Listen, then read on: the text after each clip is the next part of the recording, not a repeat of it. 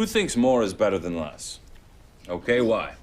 More is better than less because if stuff is not if there's less stuff, then you might want to have some more, and your parents just don't let you because there's only a little bit. Right. You might want to have some more, and your parents just don't let you because there's only a little bit. Right. We want more. We want more. We want more. We want more. We want more. We want more. We want more. We want more. Like, you really like it. You want more. I follow you. What's up, guys? I'm Marcus. I'm Dana. And we're here to talk about this month's spiritual discipline focus, which is the spiritual discipline of simplicity. Feels really fitting given the context that we live in. Dana and I have been talking about all the different ways that we are inundated with this idea of getting more. It's in all of the commercials, it's in the advice that we're given that we need to buy more, acquire more, earn more, spend more, that we need to achieve more. This whole idea that our lives will be fulfilled if we just get more. And the thing is that eventually it just feels like you're running a race. One of the ways that I've really kind of come to experience this is in being a homeowner for the first time, which is like super relatable to all of our youth. Yeah. As being a homeowner. Yeah. But the whole idea that you're told that as soon as you like buy your house that you'll be fulfilled, and then you buy your house and you're like, but what if I had a bigger one? Yeah. Or what if I lived in a different neighborhood? Or what if it had a fireplace or a garage? And so it's just this constant like pressure to find more. Yeah. Well, so I will give an example of when I was y'all's age. Unlike Marcus, I will be relatable. So I remember I had a very different kind of experience growing up. Everything was very much in my town or in my high school was very much about wearing the right clothes and having the right things and not having a lot of money. But being an only child, my parents gave me everything I needed and tried to give me some of what I wanted. But I remember feeling that pressure. And I don't know how much pressure y'all are under like this these days, but I do see it in some places. But I just remember thinking that I had to have the right clothes and I had to have the right shoes and the right backpack and even though something might cost a whole lot of money, you know, I would still pester my parents, like, I need that, I have to have that. If I don't have that, I'm not gonna fit in. And ultimately, none of that mattered. And do you wanna know like how many people from high school that I even talk to anymore? There's like maybe 3 that I talk to on Facebook and that's it. So all of that time that I spent worrying about that in high school, and those people just don't even matter in my life anymore. So yeah. I remember getting made fun of for not wearing the right shoes. And like, because I didn't have Nike shoes. And like, that felt like it mattered so much at the time. Yes. Yeah, no, I specifically remember being so embarrassed that my parents made me go into JCPenney at the mall because that was just not a store that you should shop at if you were really popular. Well, now it's just not a store. And now it's not even a store anymore. Yeah. But yeah, I just remember I remember really kind of just being a jerk to my parents. Like, do not make me walk in that store.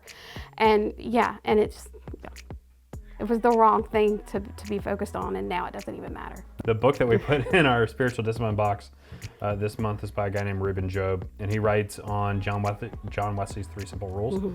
And he has this great quote in here that Dana's kind of highlighted that kind of talks about this struggle to always obtain more and how it kind of leads our life. He says this, he says, we live in such a fast-paced, frenzied, and complex world that's easy to believe that we are all trapped into being someone we do not wish to be and living a life we do not desire to live.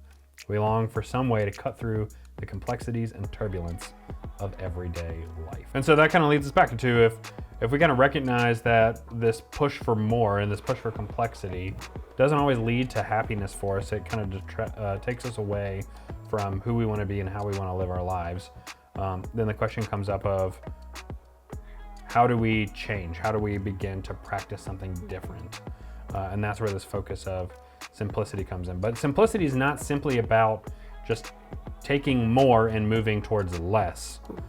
It's really more about how does our inward desires change, and how does our kind of our outward actions change as well. Richard Foster wrote the book Celebration of Discipline, which is what our whole year with God is really based off of. And this is what he had to say about the inward and outward components of simplicity. Contemporary culture lacks both the inward reality and the outward lifestyle of simplicity. We must live in the modern world, and we are affected by its fractured and fragmented state. We are trapped in a maze of competing attachments. One moment we make decisions on the basis of sound reason, and the next moment out of fear of what others will think of us. We have no unity or focus around which our lives are oriented. Because we lack a divine center, our need for security has led us into an insane attachment to things. We really must understand that the lust for affluence in contemporary society is psychotic. It is psychotic because it has completely lost touch with reality. We crave things we neither need nor enjoy. A couple years ago, I read this great book called Glittering Vices by this person, Rebecca Konadike DeYoung. And really in that, she starts to talk about how at its root, sin is about disordered desire. And when we take a desire for good things and we disorder them, or we place them before God. And so this month of simplicity really fits well with the sin of greed, which at its base is a desire to be self-sufficient, a desire to take care of your family, a desire to take care of yourself, a desire to provide for those that you love around you. And that's all great and wonderful. Where we start to get off the trail is when we start to hold on to things because of we think that we can control the outcome. We think that we have an ability to, if we accumulate enough stuff, we can be in control. And that can be physical materials, but it can also be status. It can be influence for those around us. It can be any measure of safety and security. And so I love what Richard Foster talks about. It's this idea that we have to reorient ourselves around the right center and finding the right reason we're doing what we're doing in order to then be able to truly practice and understand the discipline of simplicity. Well, he talks more about that too in another quote that I pulled from his book about the idea of how we look at our things. And I think that's kind of at the root of simplicity too, is not only like why are we trying to collect them, but that saying that do our possessions possess us, or do we possess them? So he says if what we have we receive as a gift, and if what we have is to be cared for by God, and if what we have is available to others, then we will possess freedom from anxiety. This is the inward reality of simplicity. However, if what we have we believe we have gotten, and if what we have we believe we must hold on to, and if what we have is not available to others, then we will live in anxiety. Such persons will never know simplicity regardless of the outward contortions they may put themselves through in order to live the simple life. So I like that idea of if you think of the things that you have as being gifts from God and that they're not really yours anyway, then it really changes the way that you look at them, and it makes it harder to hoard things, and it makes you more likely to be generous with them. Yeah. The last thing that we kind of want to touch on is the focus of our book, which comes from John Wesley's 3 Simple Rules. Because simplicity is not just about our possessions, but it's also in a way that we approach our everyday lives. It's a way that we approach our relationship with others. It's a way we approach our relationship with God. As we said earlier, like the Pharisees are called out because they lose sight of the spirit of the law, of what the law is supposed to do in orienting us and keeping us close to God. And they become so concerned by the letter of the law that they make it so complex that it gets in the way of people actually experiencing God's love and grace. It makes me think about one of the quotes from Jesus' teaching. It comes from Matthew chapter 11, verse 28 and 29. It says, "Come to me, all who are weary and burdened, and I will give you rest. Take my yoke upon you and learn from me, for I am gentle and humble in heart, and you will find rest for your souls. For my yoke is easy and my burden is light. Yeah, it's not about this legalistic understanding of how we follow God, how we're in a relationship with God, that we're following all these rules. Instead, it's centered around a more simple path, a path of grace and love, and then what that grace and love then inspires us to live our lives like. So, people have asked this question of what does it mean to be a disciple, to follow Jesus? How do you do that the best way possible? The Pharisees even asked Jesus, what is the greatest commandment? Of all the law in the land, what are the greatest commandments? He said, to love the Lord your God with all your heart, mind, and soul, and to love your neighbor as yourself.